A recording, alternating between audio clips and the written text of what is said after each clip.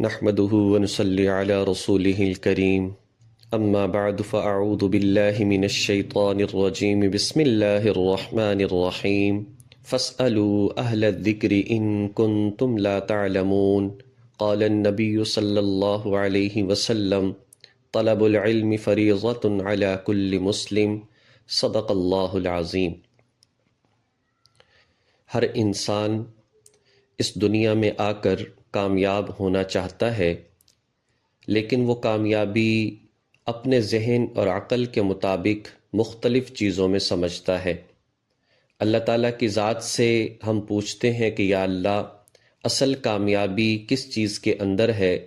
تو اللہ تبارک و تعالیٰ قرآن پاک میں ارشاد فرماتے ہیں فَمَنْ زُحْزِحَ عَنِ النَّارِ وَأُدْخِلَ الْجَنَّةَ فَقَدْ فَازَ، جو شخص دوزخ سے بچا لیا گیا، جنت میں داخل کر دیا گیا، یہ اصل کامیاب ہے۔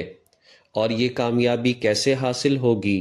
اللہ تعالیٰ قرآن پاک میں ایک دوسری جگہ پر ارشاد فرماتے ہیں ان الذین آمنوا وعملوا الصالحات کانت لہم جنات الفردوس نزولا، اگر تمہارا ایمان ٹھیک ہوا، اگر تمہارے اعمال درست ہوئے تو پھر جنت الفردوس یعنی کہ عظیم کامیابی تمہیں حاصل ہوگی۔ تو معلوم یہ ہوا انسان کا ایمان ٹھیک ہونا چاہیے، انسان کے اعمال درست ہونے چاہیے، اور جو چیزیں انسان کے ذمے لازم ہوتی ہیں اس کا علم حاصل کرنا بھی انسان کے ذمے لازم ہوتا ہے۔ اللہ رب العزت آخرت میں سوال کریں گے تمہیں زندگی دی تھی، تم نے اس کو کس انداز سے گزارا ہے؟ وہاں پر کوئی بندہ یہ کہے کہ میرے پاس علم نہیں تھا، مجھے اس چیز کا علم نہیں تھا، تو یہ چھٹکارا نہیں ہو سکتا، اس کی جان نہیں چھوٹ سکتی۔ اس کی مثال بالکل ایسے ہے جیسے کہ ایک بندہ ڈرائیونگ کر رہا اور ٹریفک سگنل کو توڑ جائے، آگے چلا جائے، ٹریفک سارجنٹ اس کو روک لے اور اس سے پوچھے کہ بھئی تم نے اس سگنل کو کیوں توڑا؟ وہ کہے کہ مجھے تو علم ہی نہیں، میں تو جانتا ہی نہیں کہ سرخ لائٹ پر رکنا چاہیے، مجھے تو یہ تھا کہ شاید سرخ جل رہی ہو تو چلنا چاہیے، سبز ہو تو رکنا چاہیے۔ تو اسے وہ کہے گا کہ تم دوہرے مجرم ہو، ایک تو تمہیں ان چیزوں کا پتہ نہیں، ٹریفک کے جو اصول ہیں اس کا علم نہیں، دوسرا تم نے خلاف ورزی بھی کی ہے۔ اسی طریقے سے جب انسان آخرت میں اللہ کے حضور جائے گا اور پوچھا جائے گا کہ نماز پڑھی، پوچھا جائے گا اللہ فرشتوں کتابوں پر ایمان رکھا، پوچھا جائے گا جی پاکی ناپاکی کے مسائل اس کے بارے میں کیا کیا، تو وہ کہے کہ مجھے ان چیزوں کا علم نہیں تھا، تو ظاہری بات ہے کہ یہ دوہرا مجرم کہلائے گا کہ وہ علم جو تمہارے ذمے لازم اور ضروری تھا، ایک تو تم نے اسے حاصل نہ کیا، دوسرا پھر عمل بھی نہ کیا۔ اس لیے یہ ضروری ہے کہ جو چیزیں ہمارے اوپر لازم ہیں ہمیں ان کا علم بھی ہو۔ اب بات یہ ہے کہ ایمان کسے کہتے ہیں اور اعمال کسے کہتے ہیں، یعنی کہ اسلام کسے کہتے ہیں۔ نبی پاک صلی اللہ علیہ وسلم کی ایک حدیث مبارکہ جسے حدیث جبریل کے نام سے یاد کیا جاتا ہے، حضرت عمر فاروق رضی اللہ تعالی عنہ فرماتے ہیں کہ حضرت جبرائیل علیہ السلام انسانی شکل میں نبی پاک صلی اللہ علیہ وسلم کے پاس آئے، ہمیں معلوم نہیں تھا کہ یہ جبریل ہیں، ان کے بال انتہائی سیاہ تھے، ان کے کپڑے بہت سفید تھے، وہ بڑے صاف ستھرے تھے۔ نبی علیہ الصلاۃ والسلام کے پاس سامنے آ کر بڑے ادب سے بیٹھ گئے، دو زانو ہو کر بیٹھ گئے، اپنے ہاتھ حضور علیہ الصلاۃ والسلام کے زانوں پر رکھ دیے اور سوال کرنے لگے یا رسول اللہ صلی اللہ علیہ وسلم ایمان کیا چیز ہے؟ اب یہاں پر سمجھنا چاہیے کہ ایمان کیا ہے۔ تو ایمان اصل میں کہا جاتا ہے بات ماننا، ایمان کہا جاتا ہے اعتماد کرنا، ایمان کہا جاتا ہے یقین کرنا۔ تو نبی علیہ الصلاۃ والسلام نے جبریل علیہ السلام کی بات کا جواب یہ دیا کہ ایمان 6 چیزوں کو ماننے کا نام ہے۔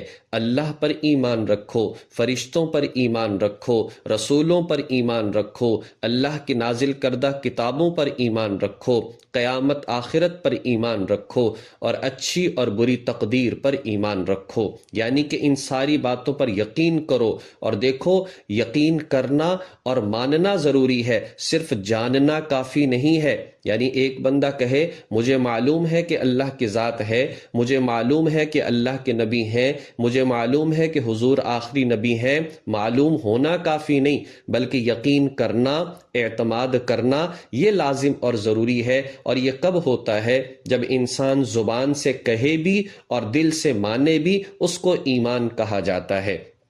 اگلا سوال کیا جی اسلام کیا چیز ہے؟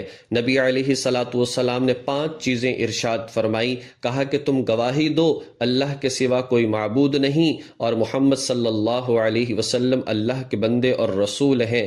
نمبر 2 تم نماز قائم کرو، نمبر 3 تم زکوٰۃ ادا کرو، نمبر 4 تم روزے رکھو، نمبر 5 تم بیت اللہ کا حج کرو۔ تو یہ ہے اسلام۔